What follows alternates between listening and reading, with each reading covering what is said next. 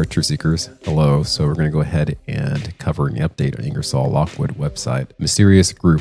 I featured Ingersoll Lockwood in prior videos. I'll go ahead and create a playlist of these videos and have it as a clickable link at the end of this video. Just typing in the term on Twitter will show you that it is quite an active topic. Much of this relates to the fascinating synchronicity concerning one of the Ingersoll Lockwood books, the Baron Trump collection, whereas this apparent attorney author predicted certain aspects of the future. On a prior page update, the webmaster behind the Ingersoll Lockwood site featured a Twitter video of mine on their page. This Twitter video essentially animated a voice recording I found on one of their old updates for the website, allegedly of the man Ingersoll Lockwood. Here's how it begins. The land, over the hill or under land, we the people of the United States, in order to form a more perfect union, establish justice. All right, so without further ado, let's go ahead and look at the webpage updates for IngersollLockwood.com. So initial highlights, so you have 1913 and the ellipse.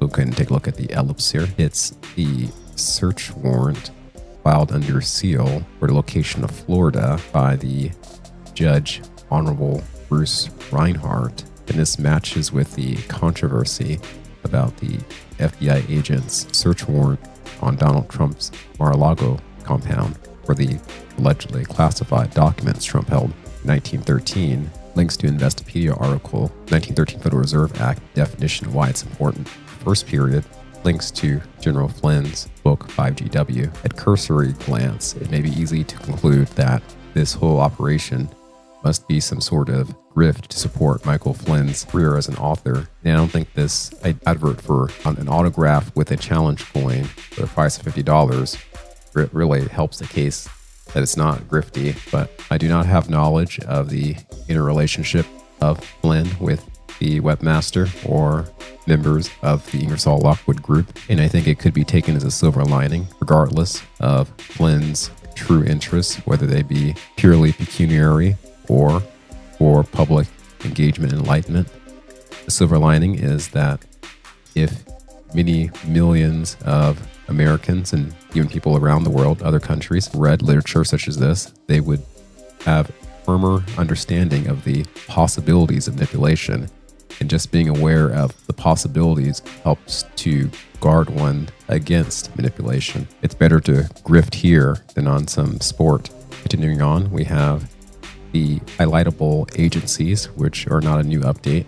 Then we have ET, and this takes us to the Office of Director of National Intelligence 2022 Annual Report on Unidentified Aerial Phenomena. The takeaways from this 12-page report are that the UAP phenomena continues to represent a hazard to flight safety and pose a possible adversarial collection threat. The AARO has established as a DoD focal point for UAP. AARO is the single focal point for all DoD UAP efforts, leading the whole of government approach to coordinate UAP collections. And that particular acronym stands for the All-Domain Anomaly Resolution Office. And then there's a very fascinating second highlightable period, which we'll get to last. Now, this highlightable period takes us to this website. It's on bibliotecapoliptides.net. I can hard pronounce the word. The very first article is absolutely fascinating. Did the ends successfully build UFOs? Supposedly declassified CIA documents suggest that. Now reading to an excerpt from this particular article. In 1953, Avro Canada announced that it was developing the VZ-9AV Avrocar, a circular jet aircraft which could reach a speed of 1,500 miles per hour. Soon after the announcement by Avro Canada, German engineer George Klein claimed that such designs have been developed during the N era. Klein went on to identify two types of supposed flying discs: a non-rotating disc developed by Breslau B-2 rocket engineer Richard Meath, which eventually was captured by the Soviets while Meath fled to the US via France and ended up working for Avro. A disc developed by Rudolf Schraver and Klaus Habernal of Prague, which consisted of a ring moving turbine blades around a fixed cockpit.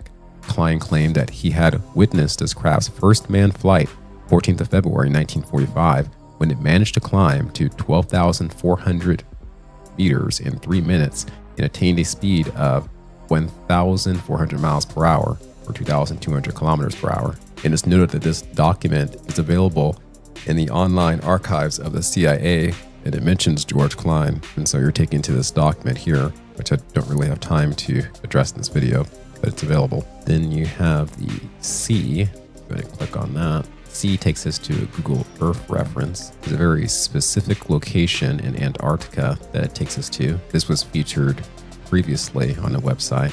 You see this structure here where perhaps things we're not supposed to know about exit from. And there's this period here. It takes us to a Federal Register article imposing certain sanctions in the event of foreign interference in the U.S. selection. So this document, it's a very popular EO from 2018 that describes the process of contingency in the event that a bad actor representing a foreign nation chooses to interfere with our U.S. selection process. This contingency involves various levels, considered cabinet level, considered executive within the U.S. government, implicating the Director of National Intelligence, Secretary of State, Secretary of Treasury, Secretary of Defense, Attorney General, and the Secretary of Homeland Security. And at the end of the EO has declarations concerning how the bad actors' business transactions would then be restricted,